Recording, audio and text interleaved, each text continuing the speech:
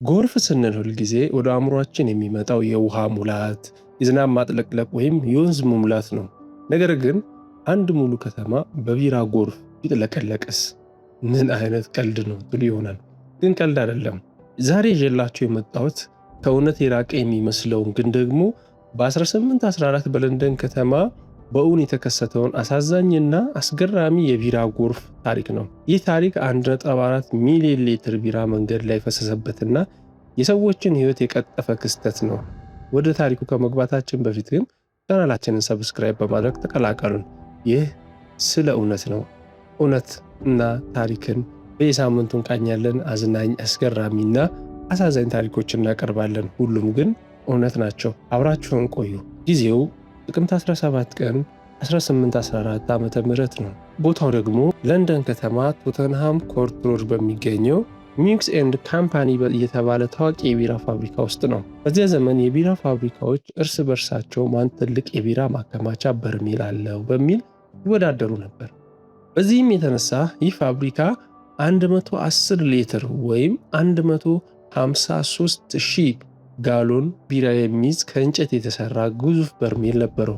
በርሜሉ 12 ጫማ ከፍታ ሲኖረው እንዳይፈነዳ በግዙፍ የብረት ቀለበቶች ታስሮ ነበር። ነገር ግን ይህ ግዙፍ ማከማቻ ለለንደን ነዋሪዎች የሞት ቀጠና እየሆነ መምጣቱን ማንም አልተገነዘበም ነበረ። ከሰዓት በኋላ 10 ሰዓት ተኩል አካባቢ አንድ የፋብሪካው ሰራተኛ ከግዙፉ በርሜል ላይ አንደኛው የብረት ማሰሪያ ተበጥሶ ወድቆ ይመለከታል።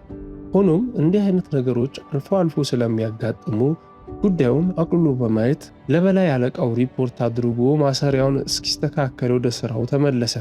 ከአንድ ሰዓት በኋላ ግን ማንም ያልጠበቀው አደጋ ተከሰተ።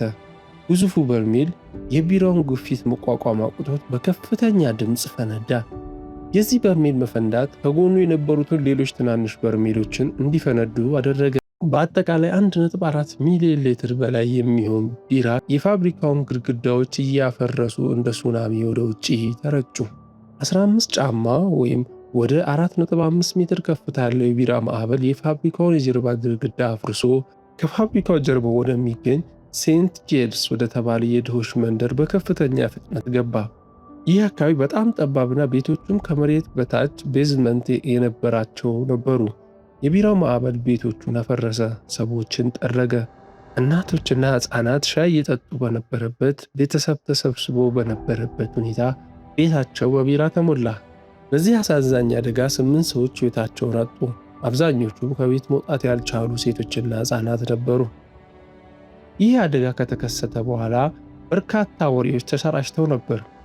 ሰዎች መንገዱ በቢራ ሲሞላ ዕቃ ይዘው እየጠጡ ነበር የሚሉ የፈጠራ ታሪኮች ቢኖሩም እውነታው ግን ማህበረሰቡ ተባብሮ የተጎዱትን ሰዎች ለማትረፍ ርብርብ አድርጎ ነበር። ጉዳዩ ወደ ፍርድ ቤት ሲቀርብ ግን ብይን ምን ነበር ብላችሁ ታስባላችሁ? ዳኞቹ አደጋውን የፈጣሪ ሥራ ብለው ዘጉት። ማንም ሰው ተጠያቂ አልሆነም። ለሟች ቤተሰቦችም ካሳ አልተከፈለም። እንዲያውም የቢራ ፋብሪካው የፈሰሰበትን ቢራ ታክስ ከመንግሥት ተመላሽ ተደርጎለት ሥራውን ቀጠለ።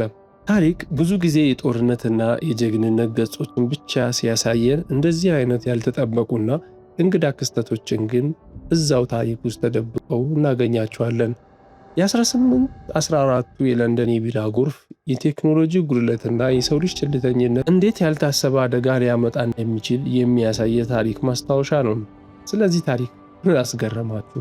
ሰዎች ቢራውን መንገድ ላይ ጠጥተዋል የሚለውን ወሬስ ታምናላችሁ? ሐሳባችሁን ኮመንት ላይ ጻፉልኝ። እናንተ አካባቢስ እንደዚህ አይነት ይህ መጠጥ ጎርፍ አደጋ ቢከሰት እውነት መጠጫ አውጥታችሁ ትጠጣላችሁ ወይስ ራሳችሁንና ከጎናችሁ ያሉትን ሰዎች ታድናላችሁ? የዚህንም ሐሳብ ጨምራችሁ ጻፉልኝ። ቪዲዮ ከተመቻችሁ ላይክ፣ ሼር ማድረጋችሁን አትርሱ። ስለተከታተላችሁኝ አመሰግናለሁ። ይህ ስለ እውነት ነው። እውነትና ታሪክን በየሳምንቱ ይዘንላችሁ እንቀርባለን። ቤተሰብ ሁኑን። በያላችሁበት ሰላም ቆዩልን።